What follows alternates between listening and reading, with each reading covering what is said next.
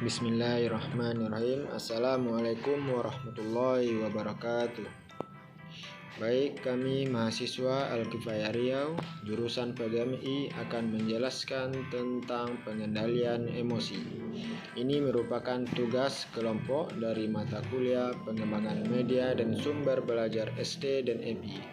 Dosen pengampu Fitriana, Master Pendidikan Konseling.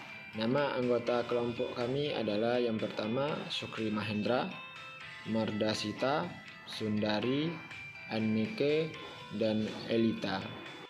Mari kita dengarkan penjelasan tentang pengendalian emosi sebagai berikut.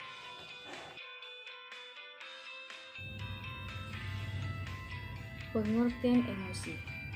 Emosi adalah perasaan yang ditujukan kepada seseorang atau sesuatu. Emosi juga dapat dikatakan sebagai reaksi terhadap seseorang atau kejadian. Emosi dapat ditunjukkan ketika merasa senang mengenai sesuatu, marah kepada seseorang, ataupun takut kepada sesuatu. Nah, selain itu juga emosi dapat dikatakan sebagai luapan perasaan yang berkembang dalam waktu yang singkat. Mengenal berbagai macam emosi. Emosi terdiri dari 6 macam. Yang pertama, emosi bahagia. Emosi bahagia bisa diartikan sebagai kondisi emosional yang ditandai dengan perasaan senang, ceria, dan gembira. Kedua, emosi sedih. Emosi sedih dapat diartikan sebagai kondisi emosional yang ditandai dengan perasaan tidak bersemangat, tidak tertarik melakukan apapun, kecewa, dan berduka. Ketiga, emosi takut. Emosi takut berkaitan erat dengan kecemasan. Yang keempat, emosi jijik. Emosi jijik berasal dari banyak hal, termasuk rasa, pemandangan, atau bau yang tidak menyenangkan. Kelima, emosi marah. Marah menjadi emosi yang sering kita tunjukkan. Marah yang berlebihan bisa berubah menjadi kekerasan terhadap orang lain. Yang keenam, emosi terkejut. Emosi terkejut ditunjukkan saat seseorang menghadapi momen atau hal yang tidak disangka. Manfaat emosi. Emosi sangat bermanfaat bagi kehidupan manusia. Fungsi yang pertama yaitu sebagai kekuatan untuk bertahan hidup. Dalam hal ini, emosi dapat memberikan kekuatan pada manusia untuk mempertahankan dirinya dari gangguan atau rintangan di hidupnya. Munculnya perasaan sayang, cinta, marah, benci akan membuat manusia lebih menikmati dinamika kehidupan bersama orang lain. Bayangkan jika kalian tidak memiliki perasaan emosi.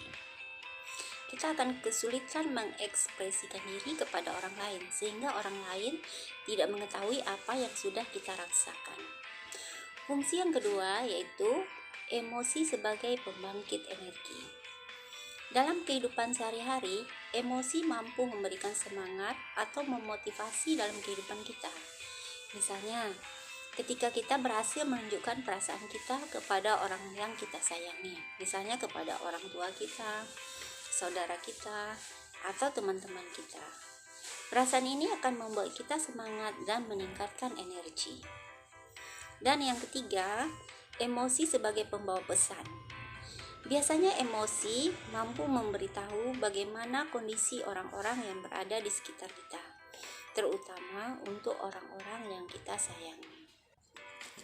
Sehingga kita mampu melakukan apa yang sesuai dengan perasaan saat itu. Sebagai seorang manusia, kita sering merasakan emosi. Emosi bisa kita kendalikan. Untuk mengendalikan emosi ada berbagai cara. Yang pertama, kita yakinkan diri sendiri bahwa kita berpegang penuh untuk mengontrol emosi diri kita sendiri. Cobalah untuk melihat lebih dekat gaya hidup diri sendiri untuk mengidentifikasi alasan yang memicu emosi kita. Jika kita bisa mengendalikan imajinasi kita bisa mengendalikan pikiran negatif yang terus menyerang kita setiap waktu. Hindari kerugian dan bebaskan diri kita dan pikiran yang terus-menerus secara berulang. Cara terbaik untuk mengontrol emosi adalah dengan merelakan apa yang sudah terjadi dan tidak menyimpan rasa dendam. Jika kamu merasa bereaksi berlebihan pada situasi tertentu, cobalah untuk selalu berzikir. Zikir menjaga kita agar hati tetap hidup. Jangan meninggalkan perintah Allah. Di sini maksudnya kita supaya mendekatkan diri, supaya emosi dan situasi kita bisa terkontrol. Berikutnya adalah mood buster. Mood buster di sini adalah kita membangun suasana hati yang positif atau suasana hati yang baik di pagi hari. Contohnya, kita bisa membaca Al-Quran, bisa mendengarkan ayat Al-Quran, bisa mendengarkan musik, atau berolahraga. Cara ini bisa kita lakukan ketika kita menghadapi suasana di mana hati kita tidak utuh atau keadaan emosi yang tidak stabil. Itulah penjelasan dari kelompok kami tentang pengendalian emosi. Semoga bermanfaat untuk kita semua. Lebih dan kurang kami mohon maaf. Kami akhiri. Assalamualaikum warahmatullahi wabarakatuh.